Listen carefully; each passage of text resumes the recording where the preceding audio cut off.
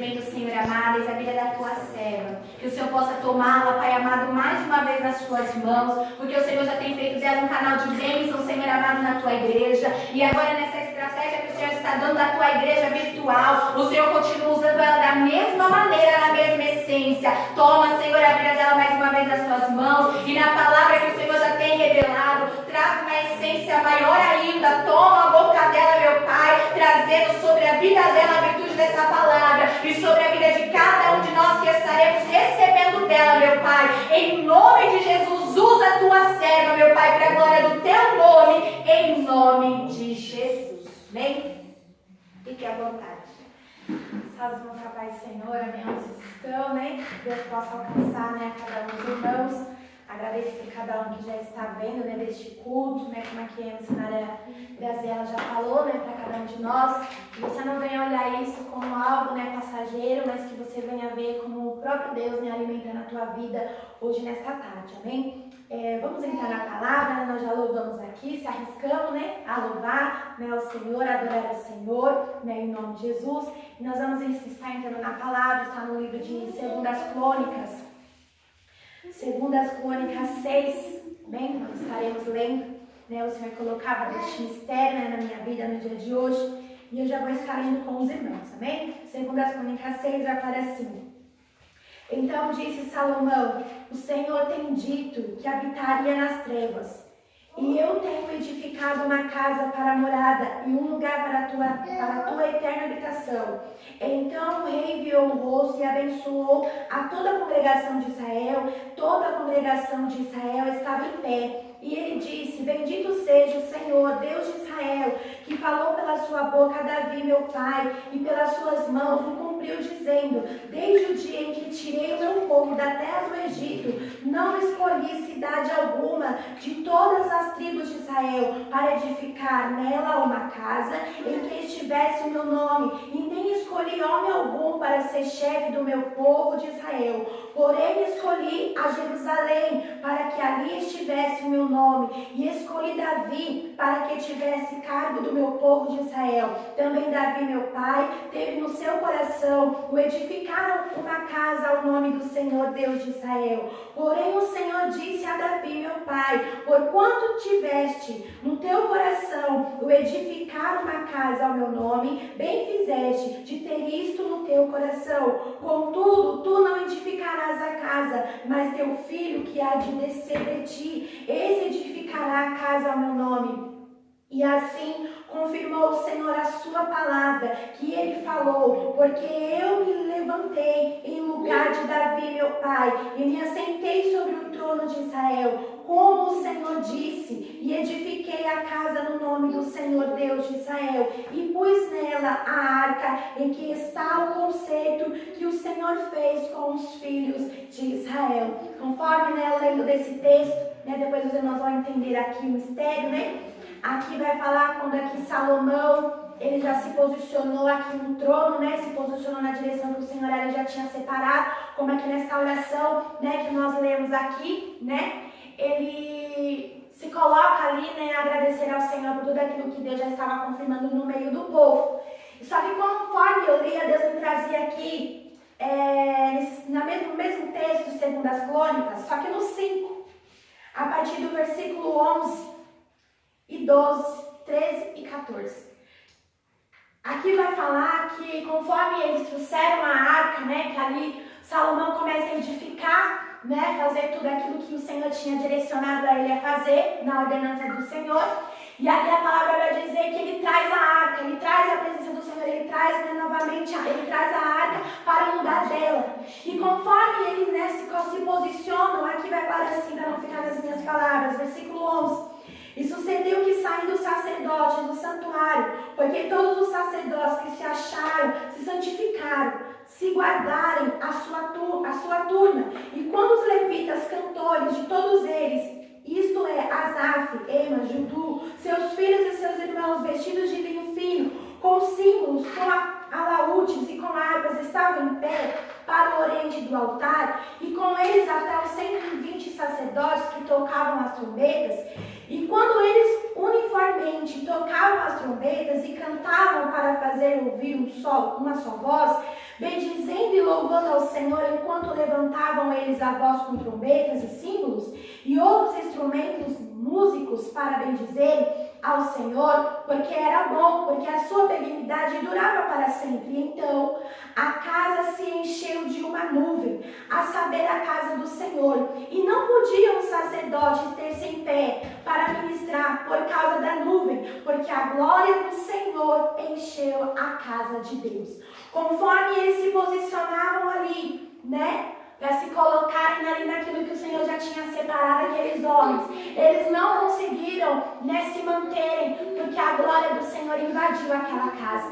A glória do Senhor invadiu aquele lugar ao ponto que eles não conseguiam, né, continuar, de tão a presença do Senhor. E isso foi uma confirmação que o Senhor estava recebendo aquele lugar, que o Senhor estava naquele lugar. E conforme eu lendo desse texto, dessa palavra, né, aqui no começo, quando a gente vai ler, vai dizer que ali ele traz a arca para dentro. E quando nós lemos aqui em 2 Crônicas 6, no final, aqui vai dizer: e pus nela a arca que está no conceito que o Senhor fez com os filhos de Israel. E conforme eu lia dessa palavra, o Senhor colocava dessa maneira para nós, nesta tarde que o Senhor tem nos dado da bênção, né? Que o Senhor quer que neste tempo que nós estamos passando, nós não venhamos esquecer da presença do Senhor. Que no tempo que nós estamos passando, nós não venhamos esquecer de edificar a nossa casa, de edificar, né, a nossa vida.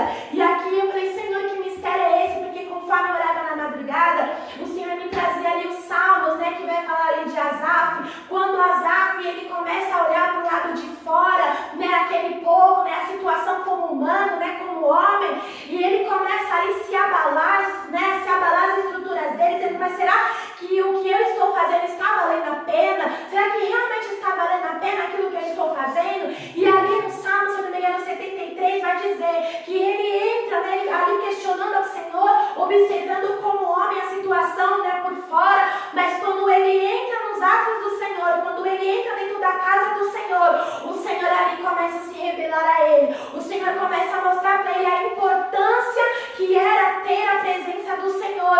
O Senhor começa a mostrar a ele a importância daquilo que ele fazia também para o Senhor, que Deus recebia. E quando nós aqui lemos esse texto, que vai falar que Asaf fez parte dessa glória, que Asaf também fez parte de ver a manifestação do que o Senhor ali, né, fez no meio deles. E quando eu comecei a ler aqui 2 Crônicas 6, aqui para baixo, na oração aqui que Salomão aqui já vai agradecer, né, ao Senhor, porque ele viu a confirmação que ele não estava fazendo algo para se aparecer, ele não estava fazendo algo, olha como nós vamos colocar nos dias de hoje, né, ele não estava fazendo algo para ganhar